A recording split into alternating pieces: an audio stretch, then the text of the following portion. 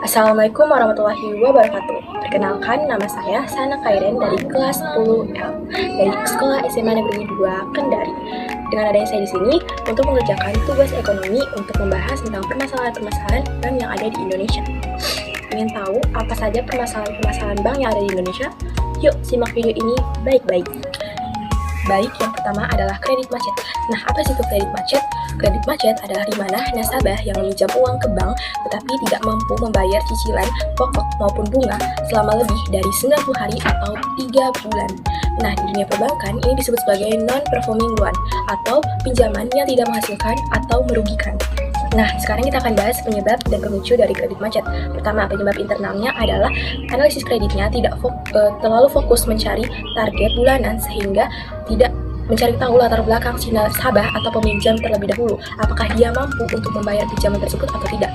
Kedua, penyebab eksternalnya adalah ekonomi memburuk sehingga terjadi inflasi, bahan pokok naik sehingga si nasabah tidak mampu untuk membayar cicilan dan fokus untuk menghidupi dirinya sendiri.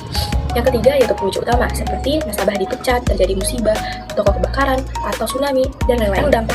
Dampak dari kredit macet. Pertama, bagi bank harus menutupi kerugian tersebut dengan mengeluarkan cadangan kerugian atau CKPN.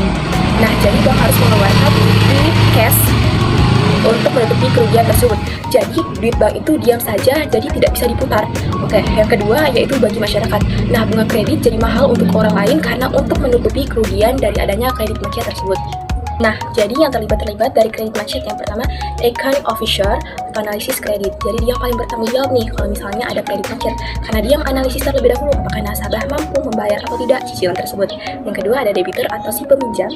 Ketiga adalah otoritas jasa keuangan yang menjadi pengawas bagi bank dan akan memarahi bank jika bank memiliki kredit macet yang memiliki ketinggian dari lebih dari 5%.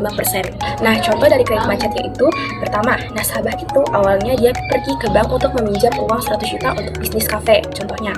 Lalu si analisis kreditnya mengokekan langsung tanpa mencek apakah nasabah ini mampu membayar cicilan atau tidak. Dia langsung mengokekan tanpa mencek dan hanya untuk fokus kerja target. Yang kedua, tahap masalahnya itu ketika bisnis sudah jadi atau kafenya sudah jadi tetapi tiba-tiba ada masalah ekonomi sehingga bahan baku naik. Nah, di sini nasabah ketar-ketir karena dia tidak mampu untuk membeli bahan baku lagi.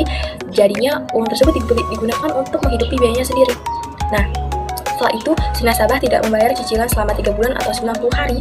Nah, di situ bank mulai ketar-ketir karena ada catatan bahwa dia punya kredit macet untuk dilaporkan ke OJK atau Otoritas Jasa Keuangan. Nah, itu contoh dari kredit macet.